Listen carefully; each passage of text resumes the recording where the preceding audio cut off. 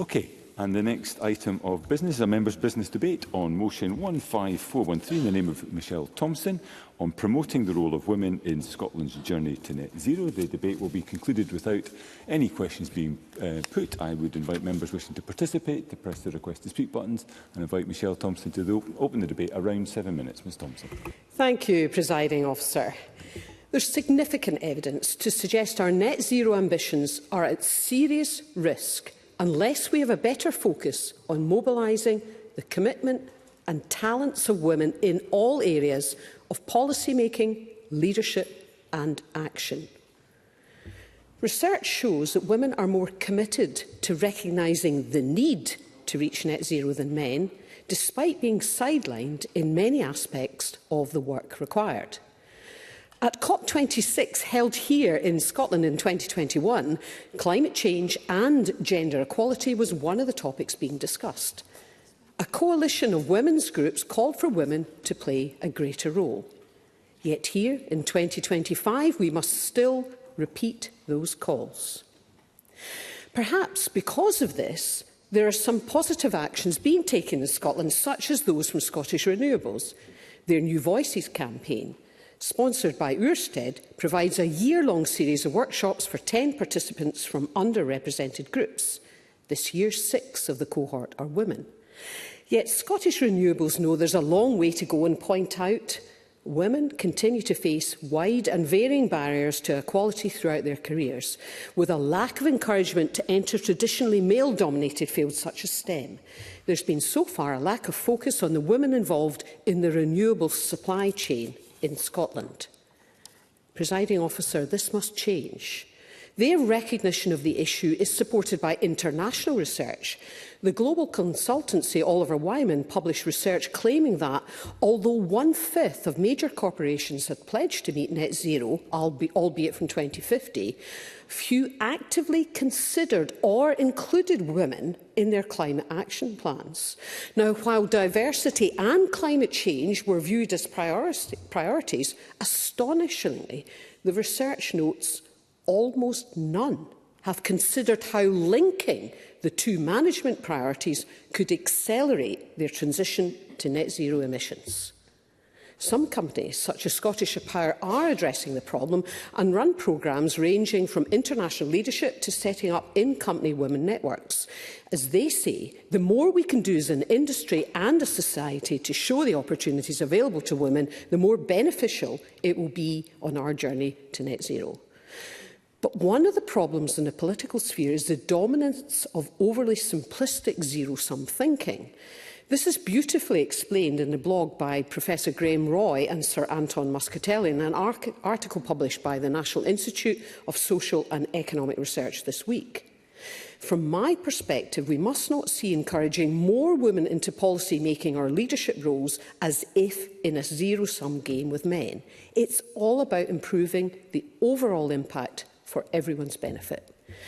I'm also extremely grateful to Dr Hannah Salomon from Glasgow University for sending me an advance copy of her excellent blog entitled "Where are the women in the UK's green energy transition?" When looking at the issue of underrepresentation of women, she points out, this marginalisation of women in green energy is problematic from two perspectives. First, it threatens the success of the energy transition from a workforce perspective. Secondly, it withholds the benefits that come along with the fast growth of the green energy sector, financial, social and political, from women. And I'm particularly grateful to Hannah for offering to work with me in pursuing this agenda further. Last February, the National Endowment for Science, Technology and the Arts reported in a UK government report regarding public awareness and behaviour towards climate change and net zero. It revealed that men and women think and behave differently when it comes to climate change. Some 93% of men claimed awareness of net zero, but only 78% expressed concern. In contrast, 85% of women both claimed awareness and concern about net zero. Furthermore, men are more likely than women to anticipate a negative economic impact from a transition to net zero. In other words, suggesting men are more likely to see the transition to net zero as a zero-sum game. Despite women being more concerned, as I've outlined, it's largely men who drive policy making and lead our major businesses. Let me quickly highlight with a practical example. An article by 3 Cambridge University scholars published less than a month ago and entitled How Gender Influences the Motivation and Action Towards Climate Change reported on the results of an in-depth investigation from a large construction company. The results give us a clearer insight into the difference between male and female actions. Unsurprisingly, where a male culture predominates, as in construction, there's a lower action focus on climate change. Not only that, but the ways in which actions are carried out is important. And the study notes, given that women are more likely to display altruism and empathetic decision-making, it's crucial to incorporate them in key societal decisions, action and plans. And I would argue that how we get to net zero, as well as the actions we take, are important, and surely empathy and understanding are part of that. We must deliver change through people and not to people. In summary, all the prevailing evidence suggests that increasing the engagement of women in net zero policy work, whether in business or in government, will accelerate actions towards net zero. And of course, this debate is about the future, not just the past. A future that I want to see shaped by the active engagement of all sections of our society.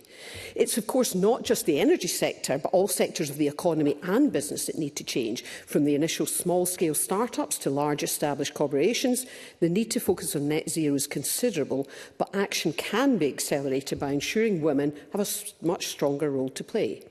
How important they are in Scotland, it can't be left to organisations such as Women's Enterprise Scotland to fight for change, although their pioneering work is to be greatly welcomed. So I'd like to ask the Cabinet Secretary 2 questions. First, what is the Government's strategy for involving more women in working specifically towards net zero? And secondly, what research does the Government currently support into the role of women in pursuing net zero?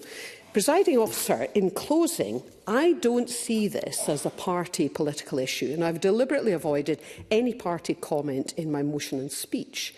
This, I believe, is an issue where members of all parties should and can come together and argue for more women to be engaged in net zero leadership and action. This, I concede, of course, is not an issue that can be left to government alone. This issue, our shared issue, is one for all of humanity.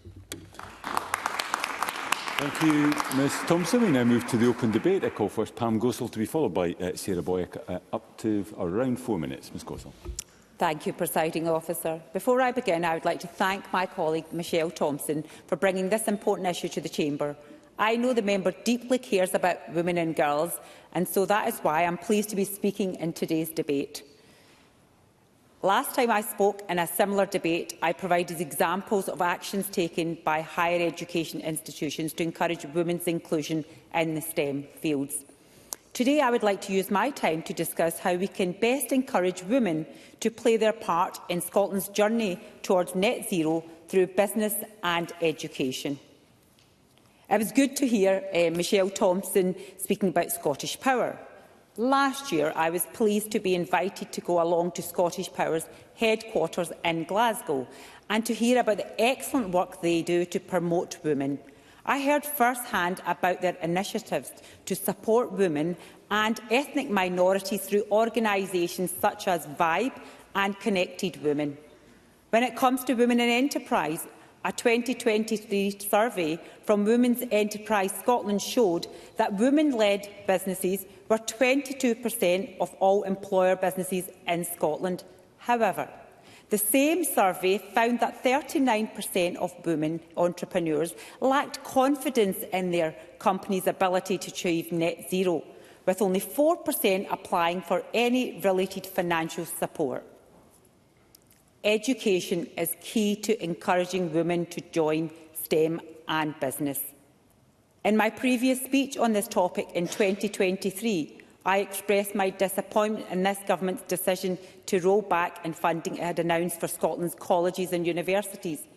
Yet this latest budget has allocated a real terms resource funding cut to colleges and universities.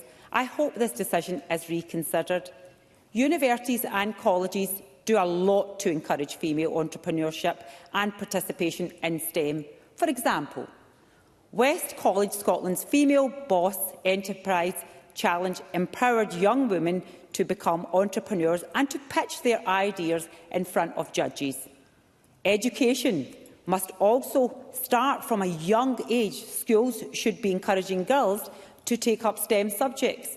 To do so, schools need the resources to recruit teachers, which will inspire pupils to love these subjects. However, most importantly, we need a change of attitude. To this day, we tell our sons, you should be a scientist, you should be a doctor, you should be an engineer. However, it is not often that we tell this to our daughters. Therefore, I hope that attitude changes. We must not forget about the importance of investing in the circular economy, and this can happen with the help of businesses. I would like to take this moment to recognise the work done by a local business in my area, Gavin's Mill in Milngavie. It's a shop and a cafe which also operates as a registered charity. It is led by two wonderful women, Julie Hall and Sue Millen, and it engages in sustainability by promoting fair trade and climate justice, promoting education and training, and by serving sustainable and local food. This is an excellent example of how an organisation can promote sustainability, and I hope more will follow. In closing, Presiding Officer, I would like to reiterate that the importance of advocating for the inclusion of women in the journey towards net zero. Thank you, Ms Gossel. I now call Sarah Boyack to be followed by Audrey Nicholl. Around 4 minutes, Ms Boyack. I also want to thank Michelle Thompson for bringing this important debate to the Chamber today. And I'm encouraged by the fact that I've seen more and more women in the top roles at organisations and businesses that I speak to, but there's still a huge amount of work that needs to be done. Groups like Powerful Women, Scottish Renewables and trade unions are key in encouraging and supporting women to ensure that we can maximise the opportunities in the energy sector, because the inequalities are currently stark. And as Michelle Thompson said, we need to ensure that women's equality is at the heart of our action on the climate emergency. A recent article by Care International highlighted the need to involve women in the journey to net zero, pointing out that women and girls in the Global South, who've contributed the least to our climate crisis, are bearing the brunt of its impacts, yet they remain excluded from crucial decision-making and from accessing the resources they need to lead the change for our communities and the planet. So we have a global responsibility, but we've also got massive opportunities in Scotland as we create new green and renewable jobs. We can be world leaders in this area. But as it stands, overall, the UK has got a poor record, with only 25% of green energy jobs predicted to be held by women in 2030. We must do better. And the potential's there, but we've got a skills deficit in Scotland to make the green transition a reality. Any future for renewables without women at the heart of it is not going to work. So we need to see investment from the Scottish Government, using investment to create training opportunities for women throughout Scotland. And I hope the long-awaited energy strategy addresses the issues raised by Close the Gap. There are massive opportunities, from engineering, construction, to finance, to project management and to communications. But we need to see a rapid increase in the number of training courses for green skills right across our Scottish colleges, and also for the Scottish Government to think about procurement processes to ensure that women are brought along this journey, to make sure that when companies benefit from the green revolution, they also invest in women for the future and making sure it's a gender-balanced transition. And I think the point made about women's confidence that Michelle Thompson highlighted is crucial. And Pam Gossal's point about starting early. Our schools need to make sure that they tell girls from a young age that they can be involved in the future of energy in Scotland. In Scottish Power's useful briefing for today's debate, they talked about their sponsorship of Camp CEO, a residential programme for young women to enable them to learn the skills to become green industry leaders for the future. That's a brilliant idea. I'd like to see more ideas like that adopted right across the country to make sure that we encourage the next generation of climate leaders and businesses to be women. I'd like to end by referencing Care International's article. They say investing in women-led climate action is not just a matter of fairness, it's a matter of effectiveness. Studies have shown that when women are included in decision-making and given the resources they need, outcomes are more sustainable, more innovative and better for everyone. So we need to get going, push for more action, work together, because that change needs to be delivered for women now. Thank you. Thank you very much, Ms Boyack. I now call Audrey Nicholl to be followed by Lorna Slater. Around 4 minutes. Thank you, Presiding Officer. And I'm grateful to my friend and colleague Michelle Thompson for bringing this debate to Chamber. And I know how passionate she is about the role and contribution of women in innovation and entrepreneurship in Scotland. And I commend her contribution and commitment in this space. I also commend the work of the cross-party group on women in enterprise that Michelle Thompson convenes, and I know the group has provided an excellent forum for women entrepreneurs to collaborate on issues such as access to finance, internationalisation, underrepresented women in enterprise and, of course, women in energy.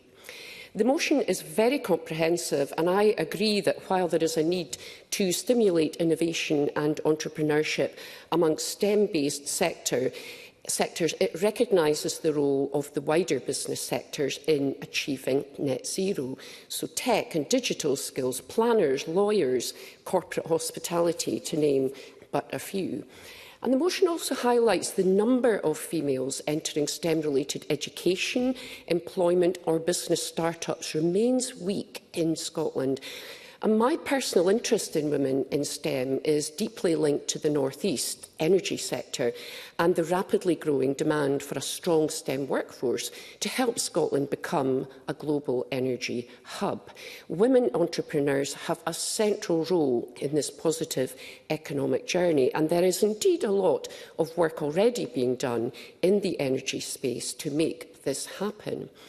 Earlier this session, I also brought forward a members' debate on increasing participation of women and girls in STEM learning and careers. Now, women in academia told me of the crucial role of inspirational teachers, parents and carers in shaping positive attitudes about gender and work, and that the parity in STEM learning between boys and girls diverges as children move through secondary school, with girls significantly less likely than boys to choose STEM subjects beyond higher stage, the leaky pipeline analogy. Given that girls often perform better than boys across all STEM subjects at school, and despite the fact that you can now apparently purchase a Barbie professor doll, what is behind this divergence? Beyond education, women told me of common themes in the challenges faced by women in STEM: access to affordable childcare, after-school clubs, elder care, and there is also much consensus on how to respond and some good examples of the work already underway. And I note the 2024 GEM report mentioned in the motion sets out further comprehensive detail on the support and resources women entrepreneurs need, for example, access to markets and financing and regulations that make working for themselves at least as attractive as being employed. The headline figures in the Scottish Government Pathways report on women in entrepreneurship are that 1 in 5 of Scotland's entrepreneurs are women, and 2% of institutional investment goes to women-led companies in Scotland. So I was pleased to hear the Cabinet Secretary for Economy, Anne Gallick, respond to Michelle Thompson's questions at a recent meeting of the Economy Committee regarding the funding that derived from this piece of work, and confirm her desire to take funding to £4 million this coming year. And I also commend Michelle Thompson for her tenacity in probing further, not just on funding, but on issues such as culture and data, both extremely important. So I'm very keen to hear more detail on the progress with regard to the Pathways report in the Cabinet Secretary's response. So, to conclude, I commend all women entrepreneurs in Scotland who are taking the brave steps to secure their own livelihoods, to shape their own futures and change the world. And I wish Michelle Thompson all the best in helping create better opportunities for women in business. Thank you. Thank you, Ms Nicholl. And we now come to the final speaker in the open debate, Lorna Slater, around 4 minutes. Ms Slater. Thank you very much, Presiding Officer, and I am also very grateful to Michelle Thompson for hosting this debate today. Only 16.5% of engineers in the UK are women. The recent report on the engineering skills gap outlines how far we are from having the skilled workforce that we need to fully take advantage of all the opportunities ahead of us as we build a low-carbon economy. Transitioning to a new economy isn't just about finding new jobs for oil and gas workers, who are mostly men, but about unlocking opportunities for the whole country.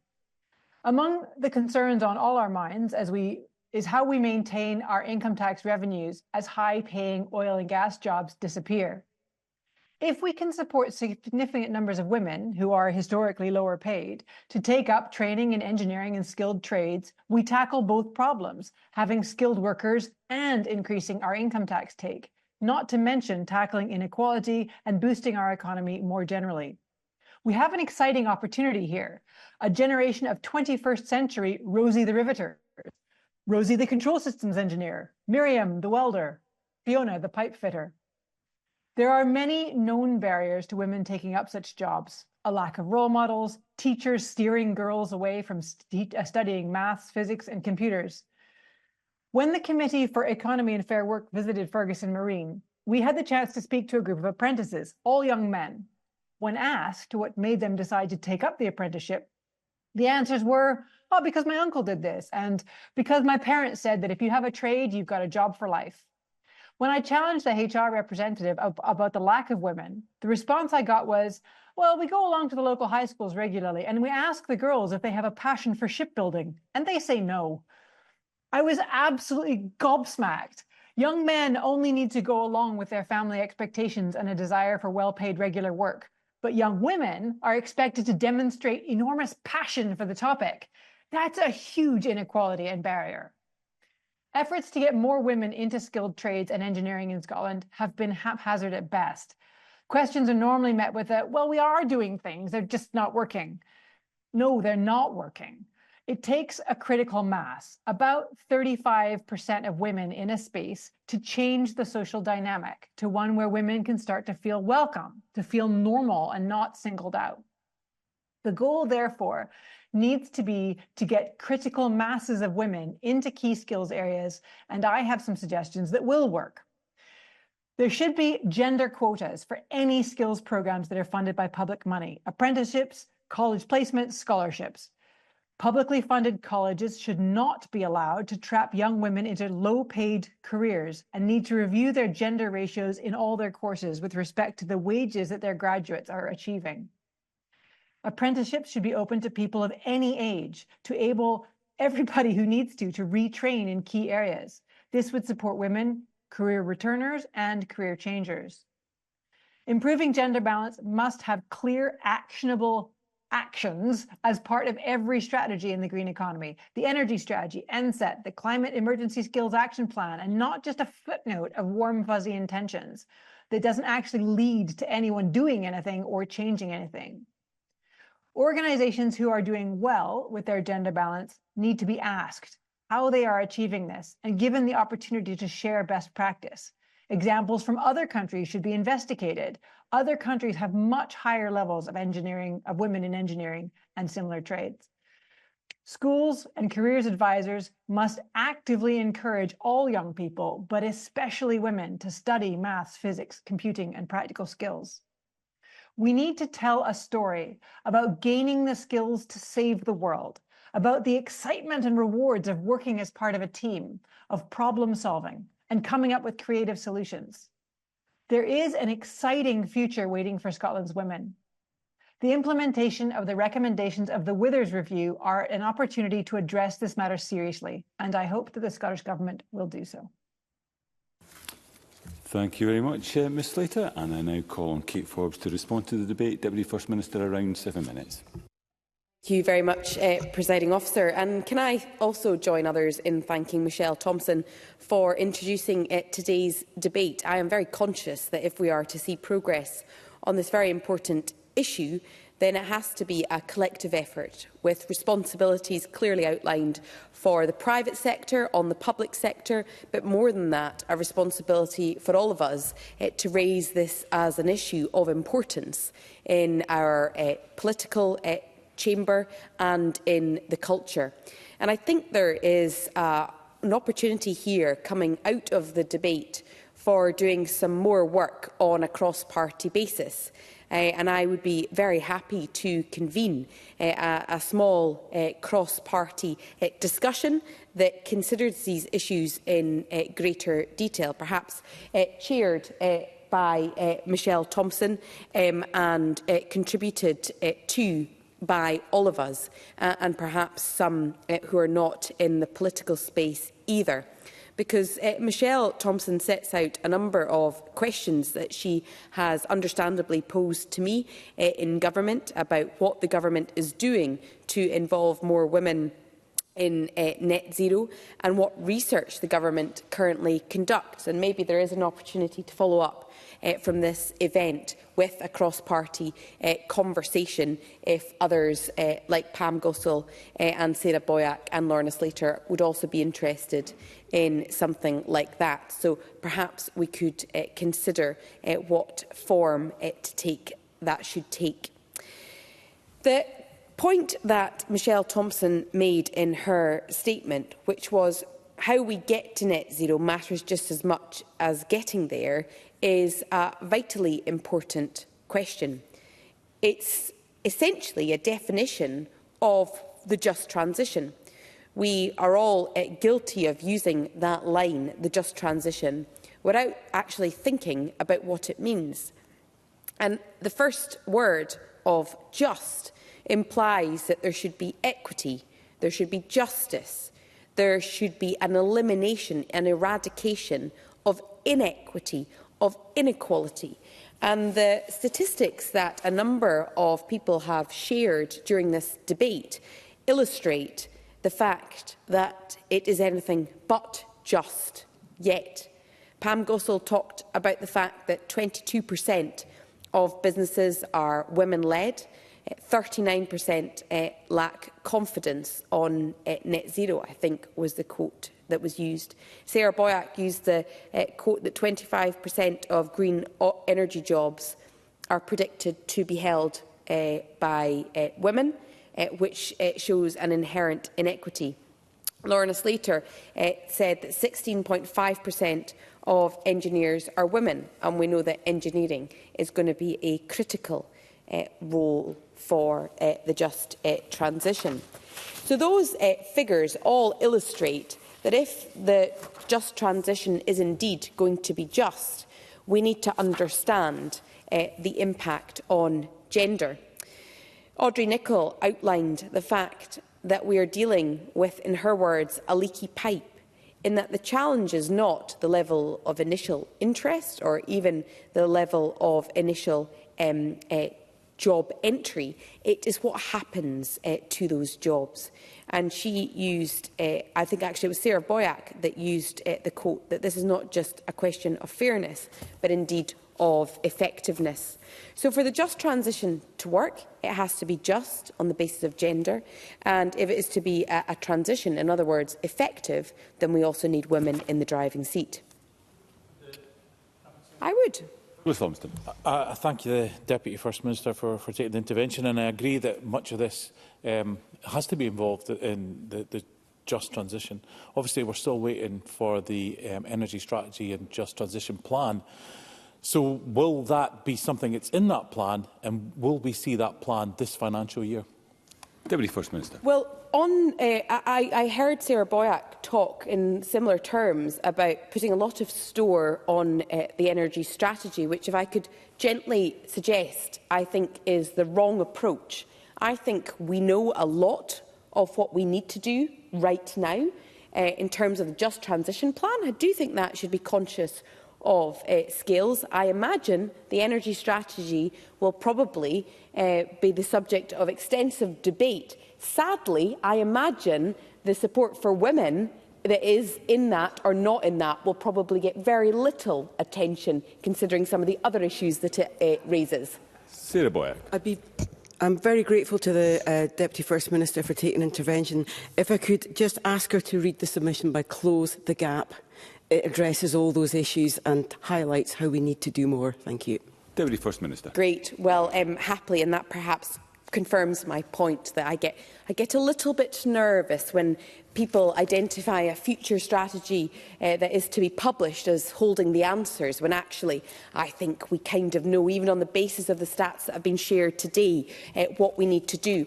So with the remaining time, Presiding Officer, I wanted to identify some of the work that needs to be done and that has been done. And Michelle Thompson acknowledged the progress made in recent years to close the gender gap in business start-up and participation. More women are seeing and seizing the opportunities of entrepreneurship. The Global Entrepreneurship Monitor's 2024 report highlighting the parity in levels of early entrepreneurial activity for the first time in Scotland.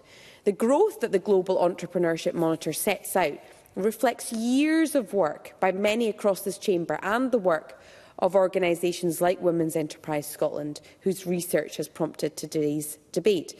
We know there's more to do to ensure that women-led businesses are able to prosper beyond the start-up stage, to establish and to become sustainable, thriving businesses, and to secure the funding and investment needed to grow and scale.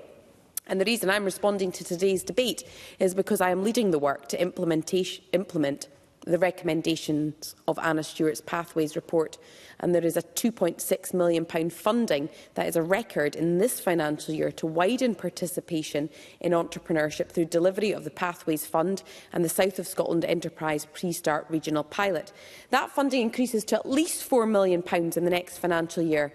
And the TechScaler programme, our £42 million national programme for creating, developing and scaling tech startups, has active partnerships with organisations explicitly focused on supporting female entrepreneurship, such as Accelerate Her. They work in partnership to run hackathons, focused development events, address challenges like reducing carbon emissions and advancing clean technologies, providing a platform for female-led ventures in clean energy, transport and legal tech. And there are a number of new and innovative women-led businesses that have been supported through that. I appreciate, Presiding Officer, I am out of time. Could I just make a short comment about education? Because Pam Gossel said that education is key, and that is quite clear. We need a pipeline of founders and people with the right mix of skills. And today's young people are the entrepreneurs of the future. The Young STEM Leader programme, for example, gives young people in Scotland the chance to become STEM role models, to inspire their peers, to develop an interest. And that is so key when it comes to inspiring women to get involved. And it's important that we retain the skills and talent of women and girls in STEM jobs once we've sparked that interest. We're funding Equate Scotland through the Equality and Human Rights Fund to support the recruitment, retention, return and success of women into STEM jobs where they are significantly underrepresented. And so, Presiding Officer, the fact that I am a minute and a half over my time illustrates the amount of comments that could be made about this issue, but I would suggest and invite colleagues across the chamber to take this up in a different forum to really consider the data and what we can do jointly. And I thank you very much for your discretion on this, and thank Michelle Thompson for bringing the debate. Thank you very much indeed, Deputy First Minister. That concludes the debate, and I suspend this meeting of Parliament until 2 o'clock.